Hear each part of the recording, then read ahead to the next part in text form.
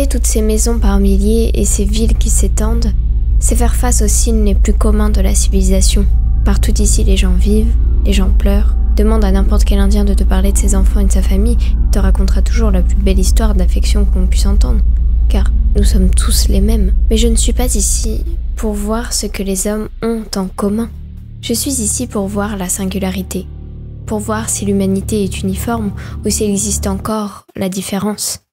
Quelque chose que je trouverais réellement incompréhensible. Là où mon empathie ne peut plus aller. Mais je peux ne rien voir et être déçu, constater cette uniformisation, ne pas trouver cet exotisme. Pourtant, ne l'oublions pas, ce qui sépare un humain d'un autre humain même au sein de notre société est une distance démesurée. Alors la question n'est pas « cette différence existe-t-elle » mais quelle portion de l'ombre de cette infinité vais-je réussir à percevoir ?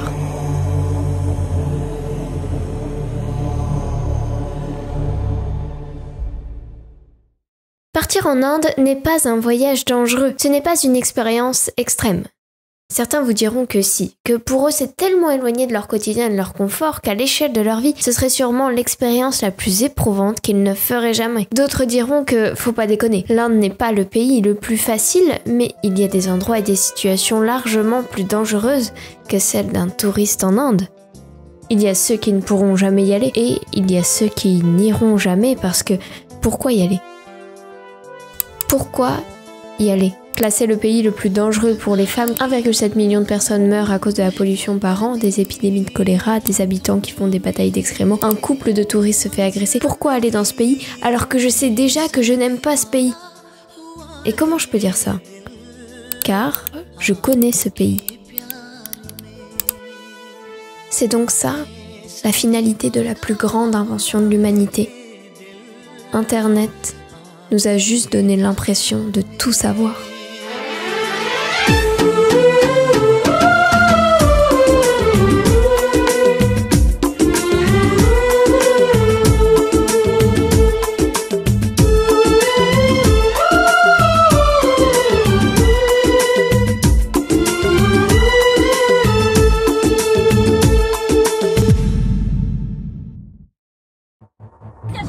Si on n'est pas d'accord, C'est oh putain d'enfant. C'était gratuit.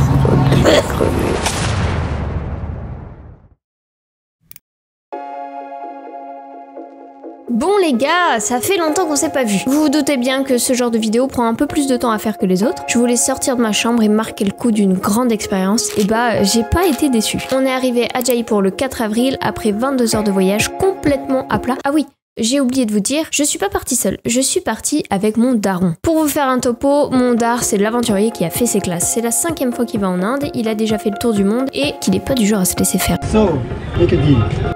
À moitié endormi et excité, par la fenêtre du taxi, je découvre l'Inde pour la première fois. Et je suis comme tout le monde, même si mon père m'en avait parlé, l'Inde pour moi c'est en gros un pays pauvre avec des éléphants et des gens qui se balancent des poudres colorées comme dans le clip de Coldplay. Mais dans cette première expérience, à travers la fenêtre du taxi, j'ai remarqué un détail, sans savoir que ce détail faisait presque toute l'ADN de l'Inde. Il y avait un lampadaire. En fait, il y avait plein de lampadaires sur l'autoroute qui non seulement étaient allumés alors qu'il faisait jour, mais surtout, ils étaient tous enroulés de LED. Et ça scintillait de partout, comme à Noël. Mais c'était pas Noël, c'était normal. Et plus généralement, il y avait de la décoration partout. Chaque façade, chaque poteau, chaque barrière était décorée. Étrange pour un pays aussi pauvre. Ensuite, j'ai cru mourir 20 fois en l'espace de 5 minutes en voyant comment le mec du taxi conduit et je me suis dit le même truc que se disent sûrement tous les touristes qui sortent de l'aéroport. On est tombé sur un fou là.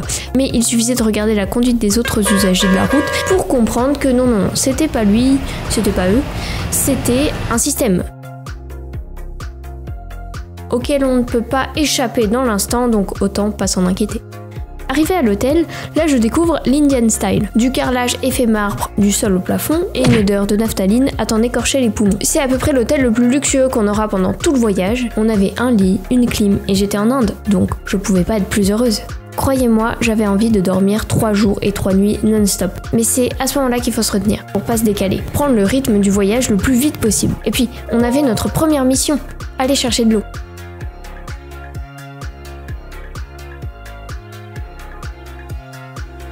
Et oui, car comme dans beaucoup de pays, l'eau du robinet est cursed, donc il faut sortir et trouver un marchand pour s'approvisionner. Le trajet semble assez easy, je suis parée à affronter le monde extérieur et waouh! Mais d'abord, une petite précision. Jaipur, c'est la capitale de l'état du Rajasthan, avec plus de 3 millions d'habitants lors du dernier recensement en 2011, soit 800 000 de plus que Paris en 2024. Et ce n'est que la 10e ville la plus peuplée d'Inde. Donc, il commence à y avoir un premier souci d'échelle et surtout de subjectivité. C'est la première notion qu'on doit aborder pour appréhender cette vidéo. Notre itinéraire comprend plus de 2000 km et passe par 8 cités touristiques. Et c'est rien du tout par rapport à tout ce qu'il y a à voir en Inde du Nord, et on parle même pas des lieux non touristiques ni de l'Inde du Sud. Parler de l'Inde ou des Indiens sans distinction, c'est un peu comme faire une généralité entre les Français et les Croates. Il y a plusieurs États-régions avec des mentalités et des coutumes différentes. Il y aura des généralités dans cette vidéo, mais dites-vous bien qu'à chaque fois que j'énonce un truc sur l'Inde, le Rajasthan ou même les habitants d'une même ville, ce sera une généralisation abusive. On n'échappe pas à sa subjectivité. C'est vrai pour moi, mais également pour tous les voyageurs, tous les reporters, etc. Une réalité ne se résume pas. Donc alors, c'est comment de marcher dans Jaipur? C'est une des expériences les plus what the fuck et inconfortables que j'ai faites de ma vie, mais aussi une des plus exaltantes. Il n'y a pas de trottoir et une circulation ultra dense. Il faut faire attention à pas se faire renverser par les deux roues, mais aussi éviter les vaches, les chiens, et également regarder où tu poses les pieds car il y a des trous partout qui t'emmènent directement dans les égouts, mais aussi les tas d'ordures, les crachats, les gens par terre, le tout sous 35 degrés avec un air en état grave de pollution. Mais c'est même pas ça le plus fatigant, c'est qu'il y a tellement de trucs à voir. Des façades magnifiques, des tissus de toutes les couleurs, un mec qui tire une charrette en plein milieu d'une nationale, une fanfare aléatoire, pourquoi ces marchands vendent des kilomètres de capote, un hôtel spirituel caché en l'honneur d'un dieu qu'on reconnaît même pas tellement il est recouvert d'une pâte rouge étrange, un magasin qui vend uniquement des prises électriques, et au bout de la rue, il y avait un palais immense, éclairé de partout, et juste devant un grand parc avec des milliers de rats. Beaucoup trop de questions.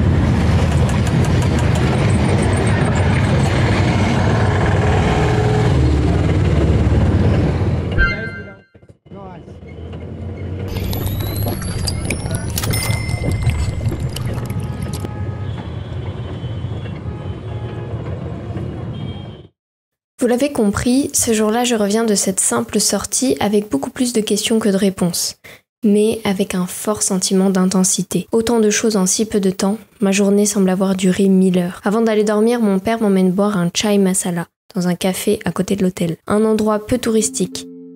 Je commençais à devenir parano quand je regardais un peu trop longtemps les casseroles dans lesquelles le marchand faisait son chai. C'est une sorte de thé au lait épicé servi brûlant dans des petits pots en terre cuite, qui curieusement aide à supporter la chaleur ambiante. On est allé le boire dans la salle du fond, où les locaux nous dévisageaient avec un air suspicieux, jusqu'au moment où on les saluait.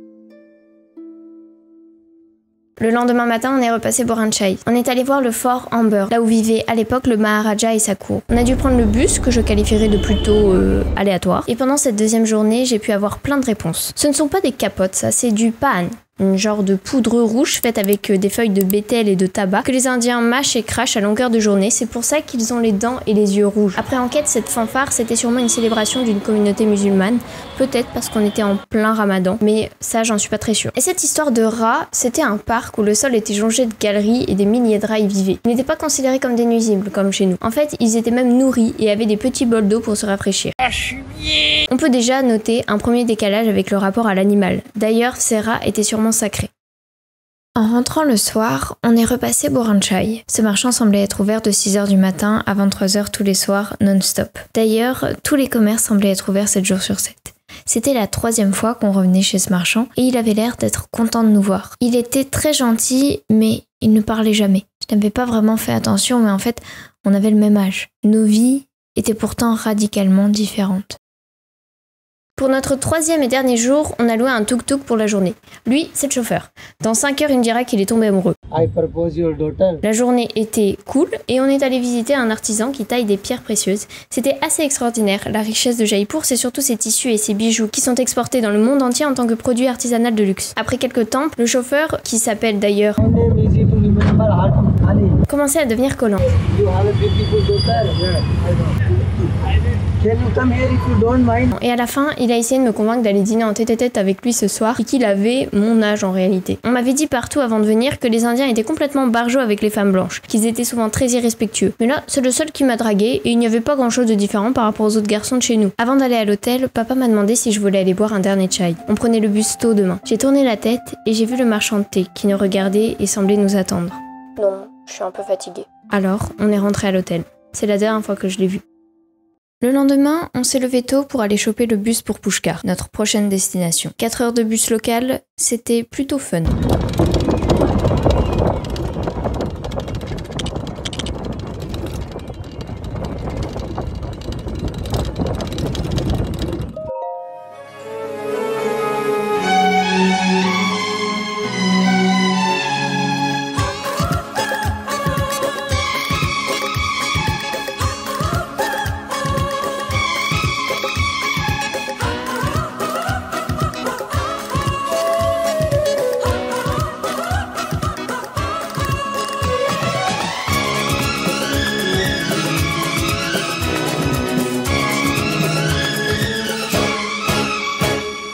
पहली नजर में सनम मेरे दिल को चुराया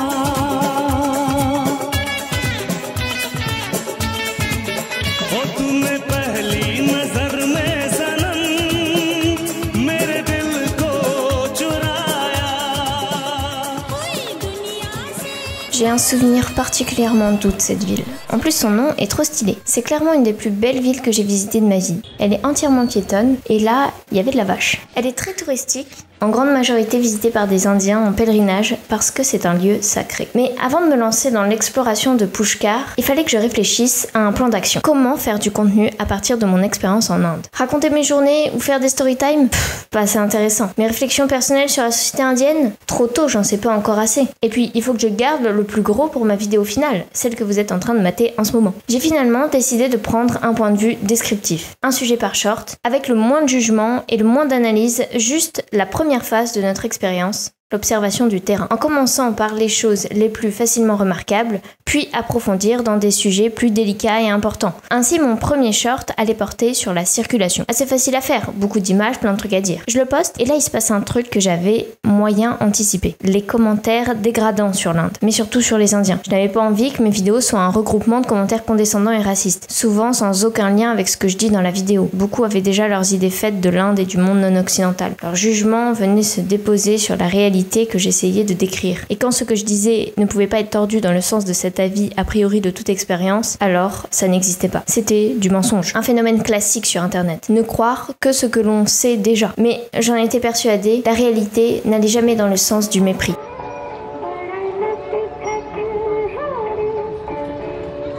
Quand on est arrivé à Pushkar, c'était le temps des fêtes. Tous les soirs, tous les jours et toutes les heures de la journée, des gens jouaient, chantaient et défilaient en l'honneur des dieux, dans la joie et dans l'épuisement. Les moines du temple défilaient dans toute la ville, du lever jusqu'au coucher du soleil, sur un vieux char en bois dont les roues se coinçaient dans les trous de la rue usés et les câbles électriques se prenaient dans leurs plumes. À chaque fois, une dizaine d'hommes venaient soulever le char sur leurs épaules, surtout sans faire bouger la statue honorée et les moines qui les ventilaient. Ils sont passés dans des rues impossibles et déployé des efforts incommensurables. Mais impossible ne semblait pas être suffisant pour leur dieu. Il y avait ce terme qui est revenu souvent, la sous-culture. Sauf que je ne pouvais pas montrer la culture indienne en disant « Regardez, ce n'est pas une sous-culture car ils ont telle chose ». Ce serait prendre la culture occidentale comme référentiel qui évalue une autre culture. Donc on ne sortirait jamais de sa perception culturelle. Et un jugement, c'est uniquement basé sur des critères, et ces critères ne viennent pas de nulle part. Ils sont culturels. donc on s'en sort pas. Si on veut réellement apprendre de l'autre, il faut abandonner ces histoires d'échelle et de jugement, et comprendre que tout ça est subjectif et relatif. J'ai le sentiment d'être face à une culture extrême, intense et expressive, mais elle ne l'est pas en soi. Elle l'est juste selon le point de vue de ma culture, qui est bien plus sobre et austère. J'avais déjà une idée d'où pouvait venir cette différence fondamentale. Dieu.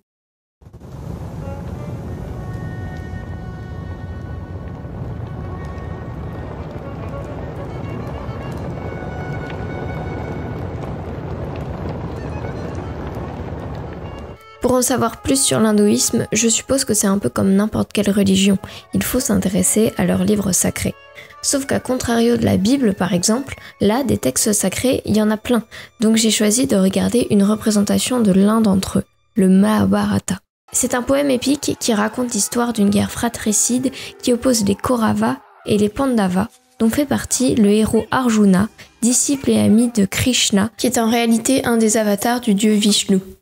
Bon, dit comme ça a l'air un peu compliqué, et ça l'est. Mais ce n'est pas pour rien que j'ai choisi ce récit. Mon père est très attaché à la représentation de Peter Brook. Elle dure plus de 5 heures et plonge dans une atmosphère très surréaliste. Mais les acteurs sont extraordinaires et le texte original raconte des événements à la fois poétiques et terribles. Cette épopée et la mentalité spirituelle qui en dégage répondaient à beaucoup de mes observations sur les centres d'intérêt des Indiens que j'avais croisés. Déjà, il y a l'amour. C'est un thème loin d'être anecdotique dans cette histoire, et aussi dans la société indienne. Quand je zappais sur la télé locale, tous les programmes fictionnels étaient des romances. C'est un amour très chevaleresque. Il peut être aussi polygame ou amical. Draupadi will have 5 husbands. But if she likes one of us more than another, if there is one she despises, if jealousy tears us apart. What I've said is said. Destiny slipped into my words without warning. Draupadi must be a wife, and she can be.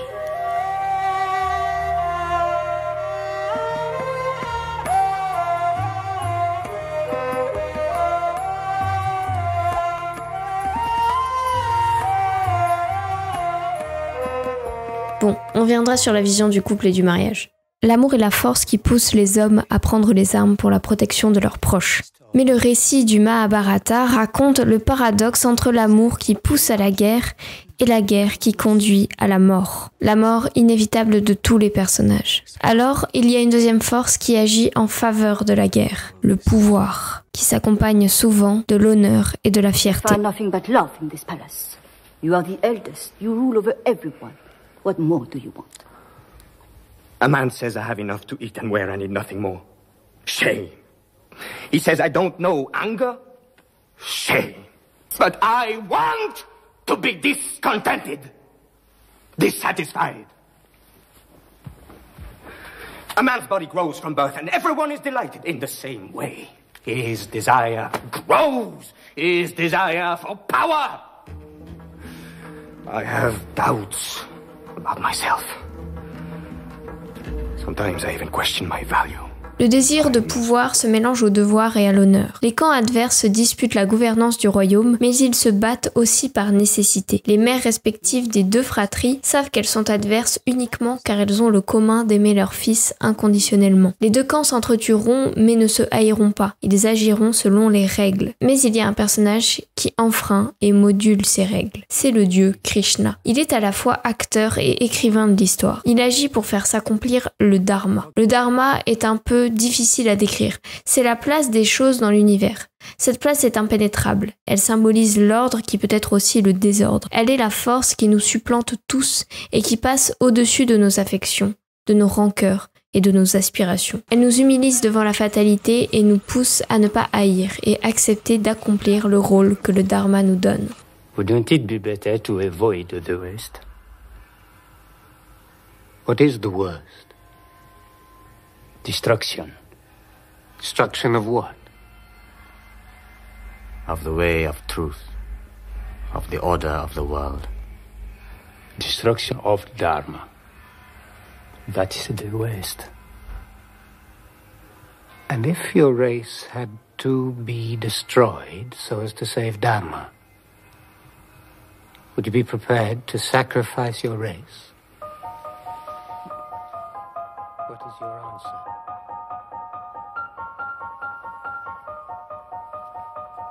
L'amour, le pouvoir et le dharma pourrait être une interprétation de la trinité hindoue. Mais si je vous raconte le Mahabharata avant de vous parler de cette trinité, qui est l'origine de toute la religion, c'est parce que c'est beaucoup plus compliqué que ça en a l'air. Brahma est le dieu créateur. Il existe avant tout. Umati, une fille que j'ai rencontrée dans le train dont je vous parlerai un peu plus tard, m'a dit que nous étions tous des pantins de Brahma et que nous obéissions à son plan, le dharma. Mais il n'est pas beaucoup vénéré en Inde car il a été maudit. Son fils, Shiva, est le dieu de la destruction, de la mort et de la guerre. Mais son nom veut dire le bienfaisant, car il est en même temps la création et la transformation. Et quand il danse, il détruit le monde. Sa femme, Parvati, est la déesse des mères et des épouses. Elle incarne aussi la sexualité et la beauté féminine. La multiplicité de Shiva est représentée par ses avatars. Le dieu peut prendre différentes formes selon ses personnalités. Ainsi, il ne se définit pas. Il représente l'univers en un même point. Mais cette vision de Shiva est surtout partagée par les shivaïstes, à l'inverse des vishnouistes, qui pensent que Shiva n'est qu'un avatar de Vishnu, le troisième point de la Trinité. Il est le protecteur, il préserve le monde. Il pourrait être considéré comme le dieu de l'amour, il provoque parfois la guerre et la tragédie. Vous l'aurez compris, dans cette religion, les dieux ne représentent pas le bien ou le mal. Ils représentent la réalité complexe, les différentes facettes du monde moral et naturel. C'est d'ailleurs pour cela qu'ils sont des dieux, car ils sont une infinité d'idées en même temps. Mais même les trois dieux originels, Brahma, Shiva et Vishnu, dont les milliers d'autres dieux ne sont que les émanations, ne sont en réalité que plusieurs facettes d'un seul point. Un point qui se rapprocherait le plus de ce que serait une personnalité.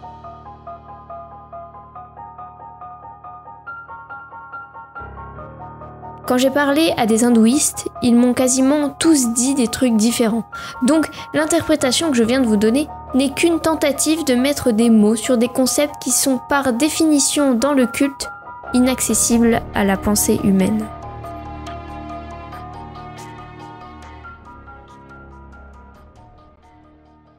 S'intéresser à ces dieux a donné une autre tournure à mon voyage. Comprendre la surpuissance de ces êtres et leur instabilité était d'un coup tout à fait cohérente avec la dévotion qu'on leur portait. J'aime donner une dimension légendaire aux choses que je vois pendant mon voyage, grâce aux mythes qui racontent leur création. C'est une religion qui s'exprime différemment des religions monothéistes que je connaissais. Comme je l'ai dit, il n'y a aucune forme d'austérité. Alors oui, dans les temples, il y a tout un protocole à respecter, mais en dehors, les commerces ont des noms de dieux. Il n'est pas rare d'aller manger au Shiva Falafel. De même, il y a plein de représentations libres et différentes des dieux, ce qui contraste beaucoup avec la deuxième religion la plus pratiquée en Inde, l'islam. L'enjeu de leur cohabitation est un sujet politique majeur dans le pays, et surtout au Rajasthan. Tout dans leur foi semble les opposer, et pourtant ils ont une culture commune. Mais ça, on y reviendra un petit peu plus tard, car nous partons de Pushkar, direction l'ouest. Les rapports entre les deux communautés sont de plus en plus tendus. Plus nous nous enfonçons dans le désert, plus nous nous rapprochons de la frontière avec le Pakistan.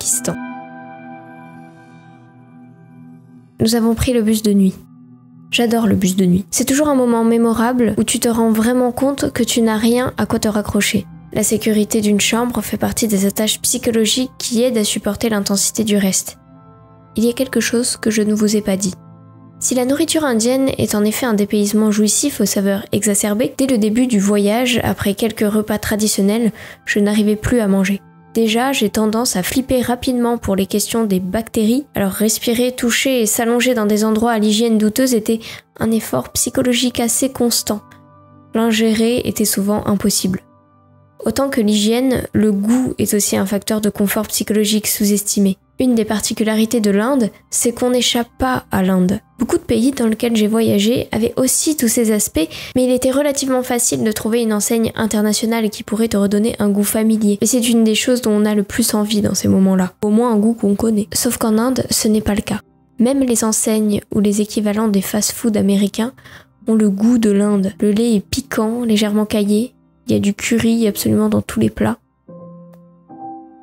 Et c'est génial d'une certaine manière, c'est une sorte d'exception culturelle face à l'uniformisation du goût. Mais moi, j'ai fait un blocage face à ce goût. Alors, je mangeais que très peu, genre, quand je trouvais des nouilles chinoises. Mais plus le voyage avançait, plus mon corps et mon esprit restaient dans un état de défense. Évidemment, j'avais peur de me faire agresser ou que mon père ait un problème que je ne sache gérer. Nous bougions tous les 2 jours, sous une chaleur insupportable, avec des fringues encore trempées de sueur de la veille. Tout ce qui tenait de notre vie et de notre sécurité était dans notre sac à dos qu'il fallait serrer très fort contre soi dans chaque moment de transfert, d'autant plus que j'avais ma caméra, ma GoPro et tous mes rushs qu'il ne fallait surtout pas perdre. Pour tenir un voyage en Inde, il faut s'imposer, ne pas avoir peur de maintenir la voix et ne pas s'écraser, car les gens en face ont souvent du charisme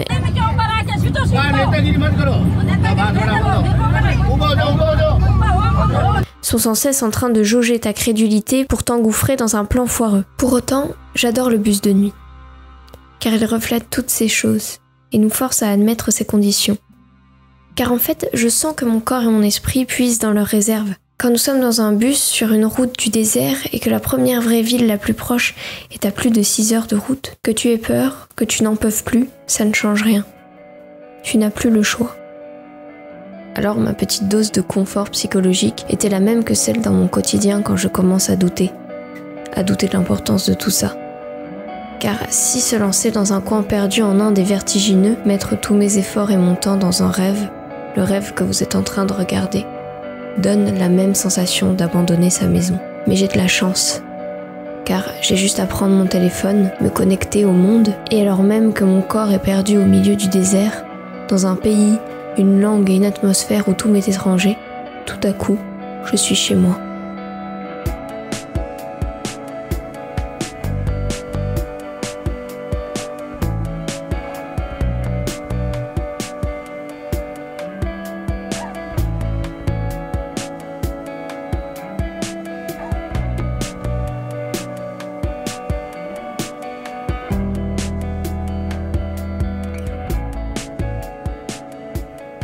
Mais je ne suis pas ici pour défendre l'Inde. L'Inde n'a pas besoin d'être défendue. Je suis ici pour défendre l'Internet que j'aime, face à sa propre condescendance.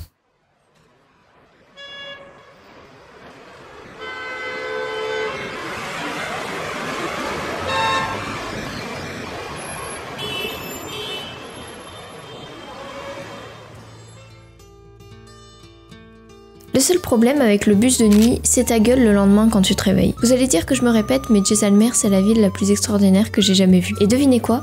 C'était encore la fête. Un énorme fort habité et dressé sur une colline. On voyait vraiment que c'était de là dont était inspirée l'architecture de la cité Gerudo. Je me suis acheté un carnet qui me plaisait.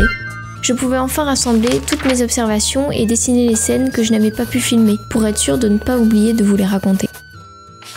Jaisalmer, c'est la dernière grosse cité avant le désert qui fait front au Pakistan. Je vous parle de ça car c'est un sujet omniprésent ici. L'Inde et le Pakistan sont en guerre depuis 77 ans, depuis la fin de l'Empire des Indes sous l'occupation britannique. Alors que les tensions communautaires entre les hindouistes et les musulmans étaient à leur paroxysme, le territoire s'est séparé en deux pays, l'Inde pour la nation hindouiste et le Pakistan pour la nation musulmane. Elles se disputent encore aujourd'hui les territoires frontaliers dans un conflit extrêmement militarisé et instable car les deux ont la bombe nucléaire. Cette guerre serait le symbole de l'impossibilité de cohabitation profonde et violente des hindouistes avec les musulmans. Or, les choses ne sont pas aussi simples, car l'islam est la deuxième religion la plus pratiquée en Inde. La communauté musulmane indienne se développe depuis le 7e siècle et fait partie intégrante de l'histoire, du développement et de la culture du pays. Par exemple, il y a l'appel à la prière diffusé tous les soirs partout où je suis allée. Et c'est d'autant plus présent plus on s'approche du Pakistan. Depuis le bus, on peut voir de plus en plus de villages du désert qui sont entièrement musulmans. Mais là où c'est paradoxal, c'est que le Rajasthan est en même temps très attaché aux valeurs hindouistes. Tout ça, j'ai eu la chance d'en discuter avec Prashant, un mec que j'ai pu interviewer grâce à une rencontre complètement what the fuck, que je vais vous raconter maintenant. Je me baladais dans le bas de la ville quand un mec est venu vers moi en me disant « Tu veux du chocolat ?» Il y avait son pote qui filmait et je me suis dit que c'était très bizarre. Le mec m'a tendu un paquet déjà ouvert que j'ai touché et j'ai senti un truc mou et chaud à l'intérieur. Je me suis dit que c'était une très mauvaise blague qu'on était en train de me faire, que c'était un prank de l'extrême. J'ai cru que c'était de la merde. Voilà, j'assume.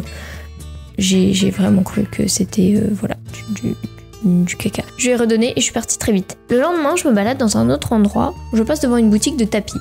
Là, un mec m'interpelle en me disant « Je t'ai vu sur Instagram ». Moi qui pensais déjà être une star et que mes conneries philosophiques traversaient les continents, je m'approche de lui et il me dit qu'il m'a vu sur une vidéo d'ici, à Jaisalmer, dans le bas de la ville. Je me souviens alors de l'histoire du prank et je lui demande s'il peut me retrouver la vidéo pour que je puisse utiliser cette relique pour mon projet Inde. Il la trouve pas. Il me dit « Reviens tout à l'heure », je reviens, il est pas là. J'y retourne le lendemain, on me dit de l'attendre car il arrive bientôt. Je l'attends genre 2h30, il arrive en légende, il me dit qu'il a pas trouvé la vidéo. Je lui dis « Quitte à avoir fait tout ça, est-ce que t'es d'accord si je t'interviewe ?» Il me dit oui, et bim, voilà comment j'ai rencontré Prashant. Il m'a fait visiter son entreprise familiale de couvre-lit qu'il a repris après la mort de son père. Actually, this is my father's shop, but in 2017, I lost my father.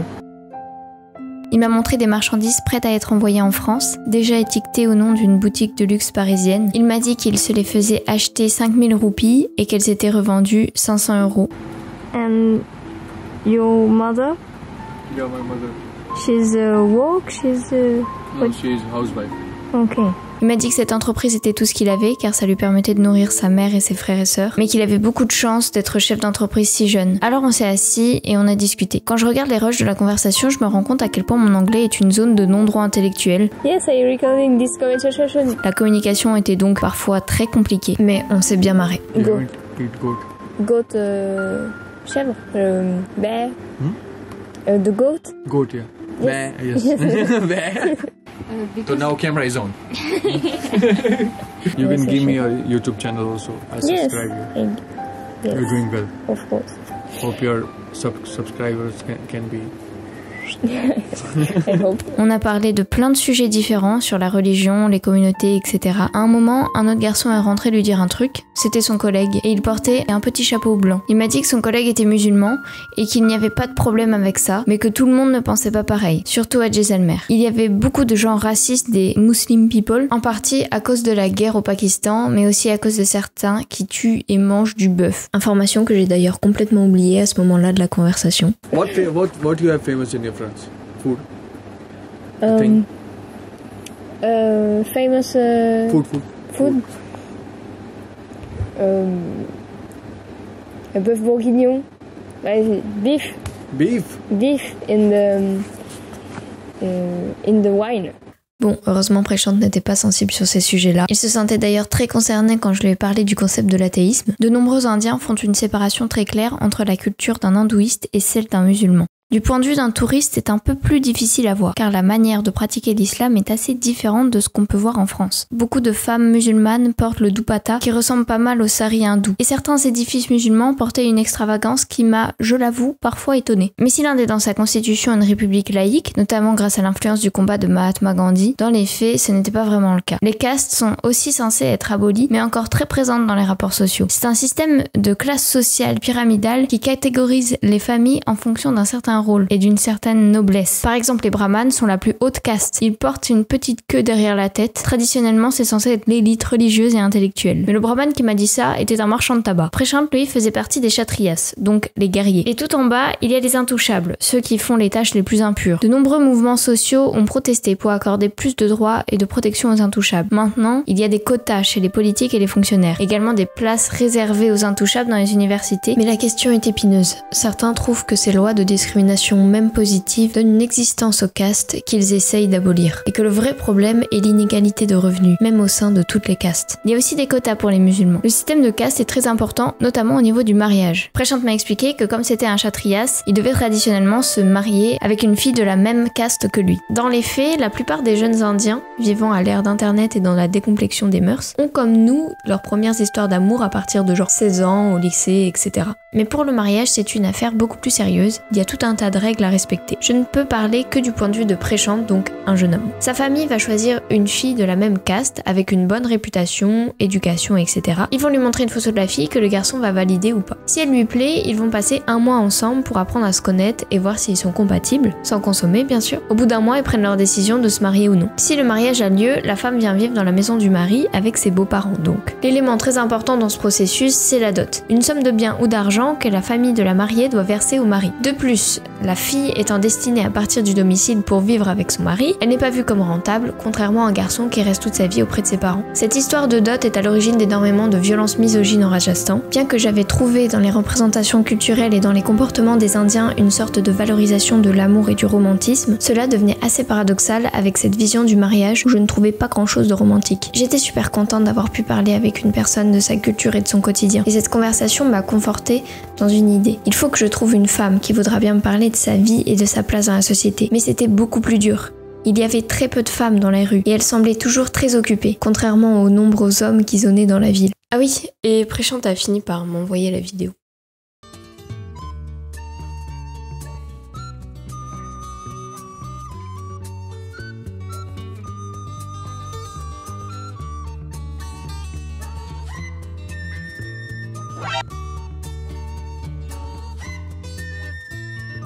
Nous étions à la moitié de notre voyage, et plus on s'éloignait du centre de l'Inde, plus les habitudes culturelles étaient différentes. Le premier signe, c'était plus de PQ dans les hôtels, et parfois on n'en trouvait nulle part.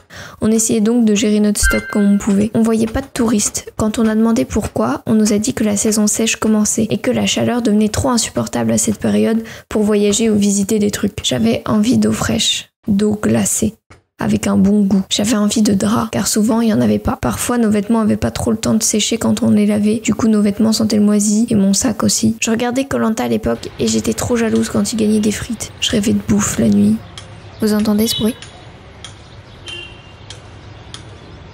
C'est le bruit que font les ouvriers qui taillent les pierres du fort pour le restaurer et l'agrandir en permanence.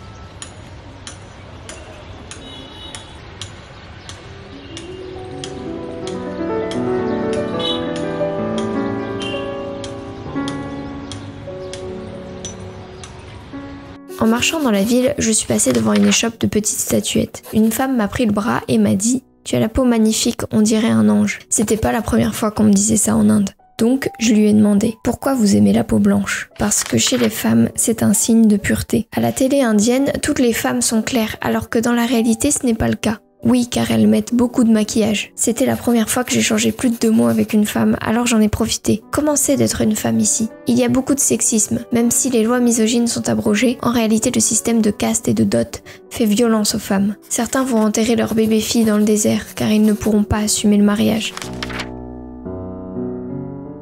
Je suis présidente d'une association pour femmes seules, ici, à Jaisalmer. J'ai divorcé de mon mari qui me battait, et pour ça, toute ma famille m'a reniée. Je n'avais plus rien, mais j'ai appris l'artisanat, et maintenant j'aide des femmes en détresse à apprendre un métier et à devenir autonomes.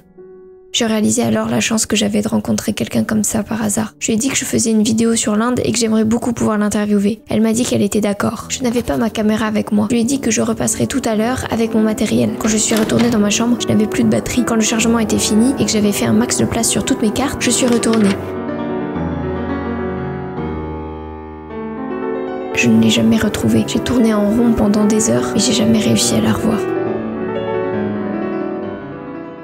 Généralement, mon père évite de faire des activités trop touristiques entre guillemets, pour le budget et aussi parce que c'est pas son truc. Mais là, le mec de l'hôtel m'avait parlé de faire une randonnée en dromadaire pour passer la nuit dans le désert. Bon, le dromadaire, c'est pas le genre de truc que j'aime parce que j'aime pas trop être près des animaux, mais la nuit dans le désert, ça avait l'air cool. Le mec de l'hôtel était super sympa, j'ai oublié son nom, même s'il avait toujours l'air d'un peu se foutre de ma gueule. Il avait lui aussi à peu près mon âge, en fait il y avait beaucoup de jeunes partout. Je lui ai montré Koh-Lanta et il m'a même défoncé plein de fois aux petits chevaux. On n'avait pas de casquette, du coup il nous a mis un genre de turban sur la tête. C'était pas très swag. On nous a amenés dans le désert, il y avait d'autres touristes, ils étaient très sympas.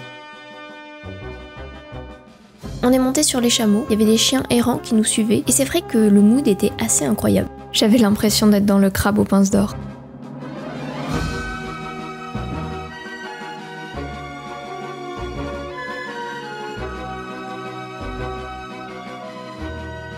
On est arrivé sur la dune, on a bu un chai, ça m'a donné envie de vomir, mais j'en avais clairement besoin. Le chamelier a fait le repas.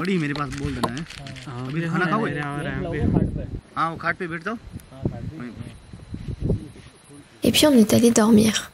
Enfin, on n'a pas réussi parce que les chiens ont fait que de se battre toute la nuit.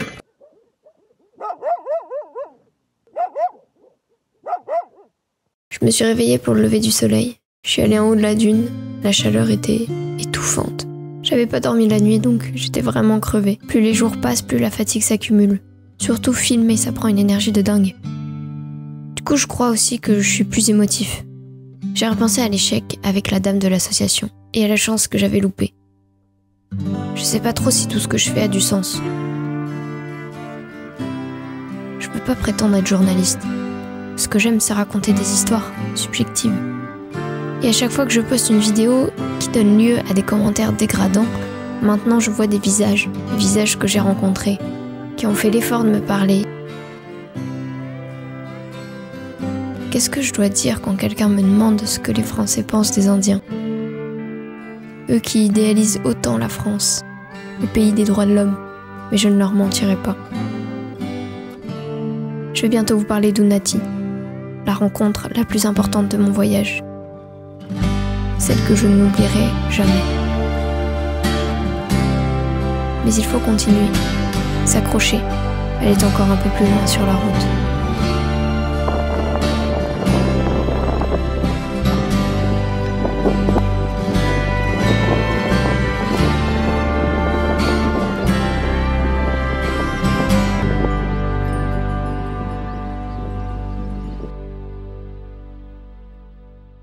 On a quitté le désert, on a pris le bus vers le sud, à Udaipur. La température avait encore un peu monté, mais ça faisait du bien de voir de la verdure. Maintenant on était dans les régions moins reculées, on a pu prendre le train. Enfin, encore fallait-il comprendre et acheter son ticket. Maintenant tout se fait sur internet, sauf que quand t'as pas de carte ou de numéro indien, tu peux pas payer en ligne. Bref, il faut prévoir beaucoup de temps pour tout ça. Le plus énervant, c'est qu'on te dit pas quand t'as pas compris. Tu peux passer 1 heure à tourner dans un tuk-tuk pour que le mec te dise en fait qu'il a pas compris où tu devais aller. Mais il voulait pas dire non. Heureusement, mon père a l'habitude. Il parle encore moins bien anglais que moi, et pourtant, il arrive à se faire comprendre. On a réussi à avoir le saint billet de train, on pouvait alors repartir. Notre but était d'aller jusqu'à Varanasi. On a dû s'arrêter passer la nuit dans des endroits différents. Parfois, c'était des endroits merveilleux. Et parfois, c'était dur. Oh, c'est dégueulasse.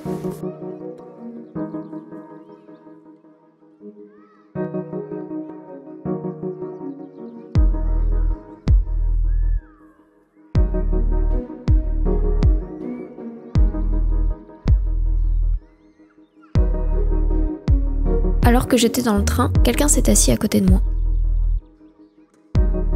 Sans faire exprès, j'ai touché son coude avec mon coude. J'ai essayé de bredouiller un truc en anglais pour m'excuser, un truc incompréhensible. Elle m'a regardé et elle a juste dit « C'est normal pour les Français de parler aussi mal anglais ?» C'était Unnati.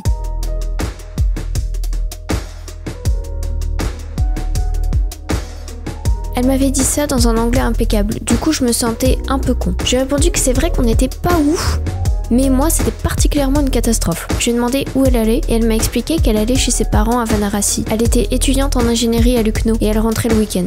On a parlé pendant les 5 heures que durait le trajet. Elle était très curieuse et moi aussi, donc on s'est bombardé de questions. J'ai demandé quels étaient ses rêves. Elle m'a dit que quand elle serait ingénieure, elle voudrait permettre les infrastructures nécessaires pour amener l'eau courante dans toute l'Inde. Elle m'a expliqué les coutumes du mariage qui correspondaient à peu près à ce que m'avait dit Prashant. Elle m'a dit qu'elle était contente d'être une femme car elle pourrait changer de maison et pas rester au même endroit toute sa vie. Car c'est vrai que l'homme, lui, fait venir sa femme dans sa maison familiale, mais continue de vivre avec ses parents. Je ne lui ai pas caché que pour moi, c'était le point le plus embarrassant. Vivre avec ses parents ou ses beaux-parents toute sa vie.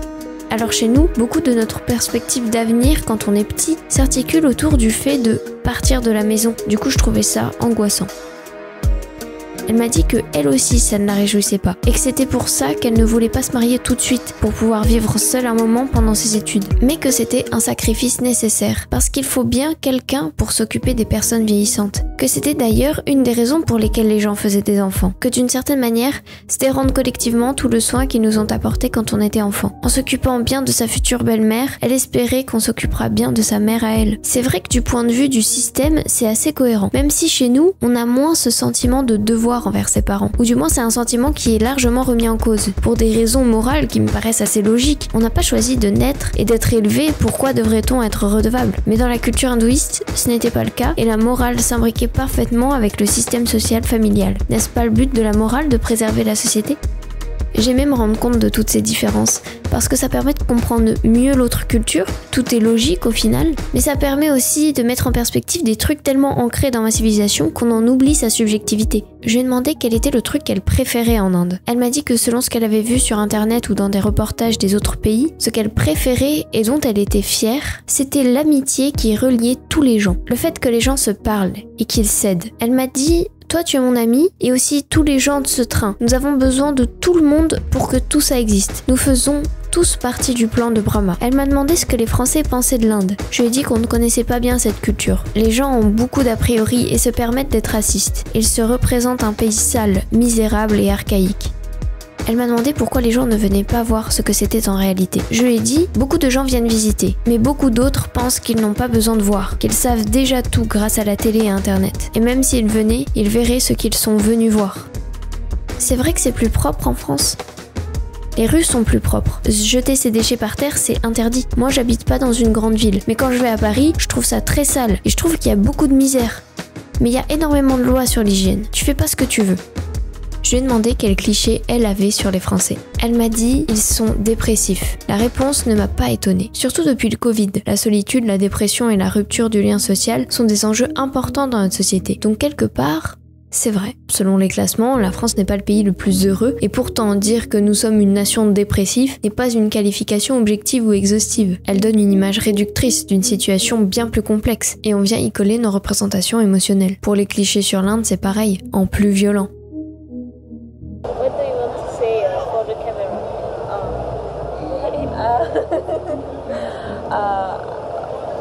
I want to say that I don't know. Okay, wait. First of all, it was lovely meeting you. Okay, and you have given a very good impression of France. Yeah, and all the best for your journey. Thank you. Paradoxalement, je trouve que c'est dans ces moments de voyage qu'on a les meilleures discussions philosophiques. Parce que quand tu viens de rencontrer quelqu'un, quand tu as eu la chance de ce hasard, ça n'a pas de sens d'essayer de lui faire entendre ta raison plus que la sienne. La personne va bientôt partir et tu ne la reverras plus jamais. Non, c'est justement l'occasion de se rendre compte que ta raison apparaît comme évidente uniquement dans ton espace psychologique et social. C'était une des discussions les plus intéressantes que j'ai eues. Elle était encore plus belle car tenue dans une rencontre qui aurait pu ne jamais naître. Nous avons parlé de trucs perso, nous nous sommes montrés nos dessins et on a pris des selfies comme des adolescentes. Elle a écrit quelque chose dans mon carnet et puis quand c'était sa gare, elle est partie. Et voilà Vanarasi, la plus grande, la plus extraordinaire, la plus sacrée, la dernière. Les rives du fleuve du Gange sont isolées par un labyrinthe de rues étroites où se mélangent les marchands, les vaches, les mendiants, les prêtres. On est tellement dans l'apogée du mythique et de la spiritualité que je ne serais même pas étonnée de voir un miracle au coin d'une gâte. La musique, la danse, la charité, l'émotion. Tout ça a du cœur. Dans un tel voyage, c'est comme vous plonger dans un autre aquarium. Avec ses odeurs, ses bruitages, ses couleurs, le décor a changé autour de vous. Et bientôt, j'allais revenir dans mon aquarium d'origine. Et les souvenirs de ces bruits et de ces odeurs vont s'estomper jusqu'à devenir à nouveau inconnus. Les réalisations et les leçons vont devenir lointaines. Le cerveau reprendra sa forme initiale. Il a la chance de s'adapter, mais il oublie trop vite les leçons qu'il a déjà tirées. Tout ça va disparaître, comme un gaz qui se diffuse. J'aurais aimé avoir pu en profiter. On était dans un hôtel dans la vieille ville au plus près du Gange. Par contre, il n'y avait pas de clim et pas de fenêtre dans la chambre. Il faisait 43 degrés. Mais pas de souci. Mon père fête ses 60 ans pendant ce voyage. Je lui ai donc offert 2 de nos dernières nuits dans un hôtel très beau et un peu plus luxueux où il y aurait une clim. Nous avions donc juste 3 nuits à faire dans ce premier hôtel. Ça s'est très mal passé. Pour vous résumer l'histoire, ça c'est moi. Et ça c'est un plat de vermicelle coréen. Au début, j'ai juste commencé à avoir chaud. D'un coup, la tête tourne, je sens que je me déshydrate et je commence à délirer. J'ai voulu me lever pour aller vomir, mais l'air semblait si lourd sur mes épaules que je m'accrochais au mur pour marcher. J'ai réussi à rentrer dans les toilettes et j'ai vomi. La pimentation du plat m'a brûlé la gorge et les naseaux jusqu'aux yeux. J'avais l'impression de pleurer du cerveau. C'était horrible. Mais vomir m'a fait du bien. Tout d'un coup, je me sentais d'attaque. Pour moi, la mauvaise bactérie était déjà dans les chiottes. Ça a duré 15 secondes, puis c'est revenu. Les nausées, les délires. J'avais qu'une hâte, pouvoir de nouveau me faire vomir, pour de nouveau avoir ces 15 secondes de répit. J'ai fait ça pendant 3 jours. J'ai d'abord vomi le coréen, puis l'eau, puis mes entrailles. C'est un putain d'enfer. J'ai tellement peu de force. Ah putain. Je peux même pas prendre ma douche debout. De réfléchir. Je rêve d'un robinet. Un putain de robinet. C'est le genre de robinet où, comme chez nous, genre juste tu l'allumes et tu bois. Et l'eau elle sent fraîche. Putain, tu peux boire autant que tu peux. Putain, c'est la meilleure chose qu'on a en France. Un putain de robinet. Dorénavant, je vénérerai tous les robinets. Le deuxième jour, je n'arrivais plus à réfléchir ou à parler. J'avais vidé toute l'eau de mon corps, la déshydratation était telle que la peau desséchée des muqueuses de ma bouche tombait en lambeaux. J'ai bien compris au bout de 3 jours sans boire et sans manger que si je restais dans cet endroit sous 43 degrés, j'allais jamais réussir à récupérer. Donc je reposais tous mes espoirs sur la clim dans le prochain hôtel. Fallait-il encore marcher pour y aller? C'était une épreuve difficile, parce que c'est pas juste marcher, c'est marcher dans Vanarasi, un endroit blindé de monde où tu dois enjamber des bousses de vache sans marcher sur le mec qui fait à manger juste à côté. J'avais trop peur de vomir sur les gens. Avant, les gens me regardaient et me faisaient des clins d'œil. Là, ils se demandaient plutôt s'il fallait pas m'exorciser. On est enfin arrivé à l'hôtel après 2 minutes de marche qui m'ont paru être une faille spatio-temporelle. Je recommençais à pouvoir boire quelques gouttes sans vomir. Mais c'était sans compter sur le pompon sur cette Garonne de merde. J'ai eu mes règles avec 1000 ans d'avance. Autant dire que cette maladie a défoncé mon cycle pour venir me sucer les dernières gouttes de sang qui me restaient. Je vais pas mentir, là c'était dur. Là j'avais envie de rentrer chez moi. Mais c'était le jeu. Et parfois je me disais que c'était juste une épreuve un peu mentale. Et je savourais un peu cette difficulté. En tout cas ça aurait pu être pire, j'avais déjà un endroit où dormir. Par contre, il y avait un truc qui me dérangeait. Il me manquait quelque chose. J'ai rien acheté du voyage pour pas alourdir mon sac. Et j'avais prévu de trouver un souvenir à Vanarasi. J'aurais été trop deg de repartir sans. J'ai réfléchi et je savais déjà ce que je voulais. Un beau tissu pour me coudre une robe dedans. Alors j'ai pris mon courage avec toutes mes mains disponibles et je suis partie en expédition. J'ai marché et marché, je faisais peur aux gens, j'étais le zombie de Vanarasi. J'en ai vu un qui me plaisait, j'ai tenté une petite négo, la meuf m'a dit non, j'ai pas insisté une seule seconde, je l'ai pris et je suis partie. En rentrant, j'ai acheté un paquet de serviettes dans une échoppe, no joke, la meuf me l'a mis dans un paquet de chips en mode camouflé, il faut surtout pas que les gens le voient. Bref, j'ai réussi. Je suis revenue dans la chambre et j'ai dit je ressors plus jamais. De ma fenêtre, je voyais les gens se baigner dans le Gange et je me suis dit, il fait tellement chaud que je me demande si c'est pas plus dangereux de pas se baigner, même si c'est super pollué. Bon, je l'aurais pas fait moi, parce que là mon système immunitaire se serait autodétruit, mais quand on y est, on comprend un peu plus. La fin approchait, on allait bientôt repartir prendre l'avion et rentrer au pays. Je savais que je n'arriverais pas à manger avant d'arriver en France. Tout ce qui goûtait un minimum l'Inde était juste impossible. Le voyage allait être long pour rentrer. 3 avions, 24 heures de transfert et de vol, mais mon père avait déjà prévu un taxi pour me faciliter d'aller à l'aéroport de Vanarasi. Vous vous souvenez de ce que je vous ai dit? Il faut d'abord traverser à pied tout le labyrinthe de la ville pour accéder aux voitures. Sans déconner, j'avais peur d'à quel point ça allait être insoutenable. Je n'avais aucune force pour traverser tout ça, ça faisait 5 jours que j'avais pas mangé et à peine bu. Mais il n'y avait pas le choix. Alors le fameux jour était arrivé. J'étais triste que ça se finisse comme ça et que je n'ai pas pu profiter de Vanarasi. Mais il fallait partir et faire la traversée. C'était horrible. Il n'y avait qu'une vingtaine de minutes à marcher. Et après, c'était fini. Je me souviens très clairement de ces 20 minutes. Ça m'a paru durer une éternité.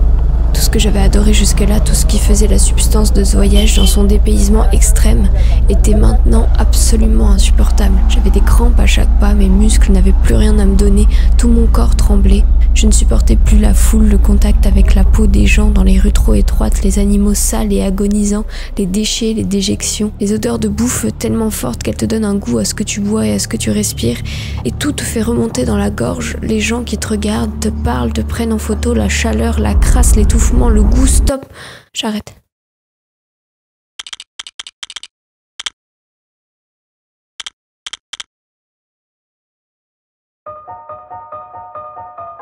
Mais on n'est pas dans un jeu, évidemment. Enfin, est-ce vraiment si évident? Un voyageur est-il vraiment en immersion? Parce que quand on voyage, il y a une durée finale. C'est un épisode de notre vie, un peu comme un jeu ou un film qui nous plonge dans une autre ambiance. Et justement, elle a son intérêt car elle est autre. Mais les gens autour de nous ne sont pas des PNJ. Ils n'existent pas pour le simple fait d'être sur notre route. Et ils ne disparaissent pas quand on s'éloigne d'eux. Tout ça existe avant, après et sans nous. Ça semble évident mais c'est capital. Car cette réalité en dehors de nous, nous n'en avons par définition pas accès, jamais. Mais alors, pourquoi présenter ce voyage d'un point de vue autant personnel et subjectif? Eh bien car c'est encore plus dangereux de feindre cette objectivité. Au début je vous ai parlé d'exotisme et je vais assumer son utilisation. C'est un mot qui peut être carrément insultant, car définir absolument une autre culture comme exotique, c'est la qualifier de autre, de différente. Mais c'est faux.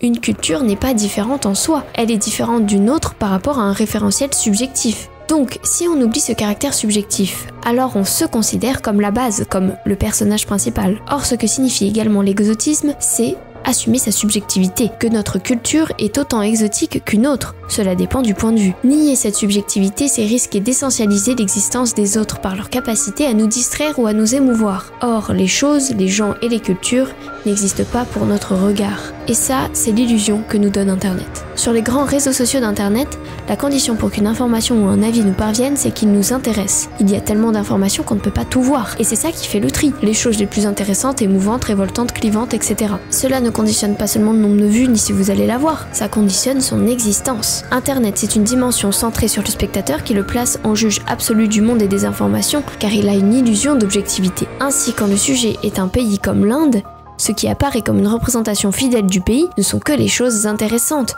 émouvantes, révoltantes, clivantes. Donc cela semble logique que la haine et le mépris envers les autres soient facilement décuplés, car on nous montre des informations qui n'existent que pour le potentiel intérêt qu'on va avoir. Et c'est ces informations qu'on pense exhaustives. C'est grâce à ce mécanisme qu'on croit connaître un pays ou une culture. Mais la réalité, elle, n'est pas conditionnée à nous être distrayante. Mais Nézrak, une étude à grande échelle est toujours plus représentative qu'un témoignage unique et personnel. Représentatif ne veut pas dire vrai. L'information est vraie. Mais c'est notre interprétation et sa transformation en vérité générale qui oblitère une partie de la réalité, comme l'exception par exemple, qui n'est pas moins vrai. Si je demande à un hindouiste en Inde de me parler de son culte et qu'il me dit une information complètement contradictoire avec ce que je peux trouver sur internet, on pourrait penser qu'une de ces deux informations est fausse et qu'elles ne peuvent pas coexister. Or, elles sont toutes les deux vraies. C'est notre interprétation et la généralisation qui est fausse. Vous pouvez juger qu'une information à grande échelle a beaucoup plus de valeur qu'un témoignage personnel d'un individu. Mais ça ne veut pas dire que ce témoignage est faux et ne représente pas une partie de la réalité. Moi j'ai choisi de mettre en valeur plutôt les témoignages dans cette vidéo. D'où l'intérêt d'y être allé. Sauf qu'on aime les généralisations, car on a l'impression de toucher du doigt une réalité, mais ce n'est qu'une illusion. Il ne faut pas oublier la subjectivité de notre condition. Je pense alors qu'il faut assumer cette subjectivité, et que nous ne sommes jamais à bout d'en savoir sur les autres. Mais dans cette problématique, très vulgairement appelée l'Inde vs Internet, il y a le sujet de la haine et du mépris. En voyant les informations qu'on a sur Internet, on est plus facilement amené à rester dans cette position de juge. Or, il ne faut pas juger les autres cultures. C'est une conviction qui sonne comme un commandement, mais je ne vais pas seulement vous le dire. Je vais vous le prouver. Qu'est-ce que le jugement? Si on parle de jugement moral ou esthétique, c'est quand on va qualifier quelque chose de beau ou moche, bon ou mauvais, etc. Pour placer un objet sur cette échelle, il faut déjà avoir une certaine idée a priori de ce que pourrait être le beau ou le bien. Prenons l'art par exemple. Je pense qu'il y a une espèce d'effondrement quand on considère que toutes les cultures se valent, toutes les civilisations se valent, toutes les productions culturelles se valent. Je ne dis pas que ce ne sont pas des productions culturelles. Je suis moi-même collectionneur d'art africain, mais il ne me viendrait pas à l'idée d'imaginer que une statuette d'art africain, par exemple, ça tient le coup en face du plafond de la chapelle Sixtine peint par Michel-Ange. Il y a un moment donné où il faut accepter que ce soit pas exactement la même chose. Michel Onfray dit que l'art africain n'est pas comparable à la chapelle Sixtine. Bon, déjà il le compare parce qu'il dit que ça n'a pas la même valeur. Quelles sont ces certaines valeurs qui définissent cette échelle?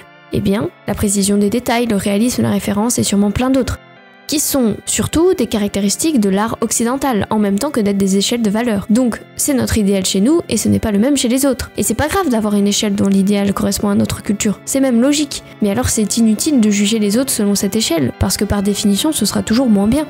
Si tu vas ailleurs, c'est pour voir d'autres échelles. Ça ne sert à rien d'attendre d'ailleurs qu'ils fassent la même chose que chez toi. Autant rester chez toi. Internet nous pousse dans cette place de juge qui n'a pourtant aucun sens et ne nous permet pas de nous rendre compte de la subjectivité de nos échelles. Quand on dit qu'une autre culture est une sous-culture, ce jugement n'a pas de sens, car il se fait d'un point de vue d'une certaine culture qui sert de définition. On les juge de ne pas être comme nous. Mais en découvrant ces autres cultures ou échelles, on peut avoir un regard réflexif sur notre propre culture. On peut se juger nous-mêmes.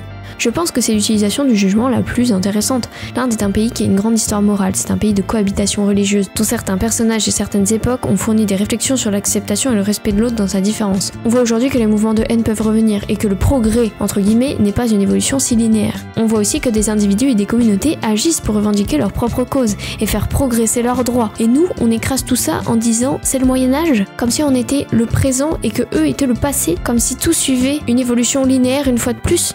Mais franchement, c'est ça le Moyen-Âge. C'est une expression abusive qui veut rien dire, mais insulter les gens pour leur culte, pour leurs moyens, pour leur façon de vivre, affirmer qu'on n'a pas besoin de rencontrer, qu'on sait déjà tout, à l'abri de nos superstitions et de nos chiffres, affirmer qu'on n'a rien à apprendre des autres, c'est ça le Moyen-Âge.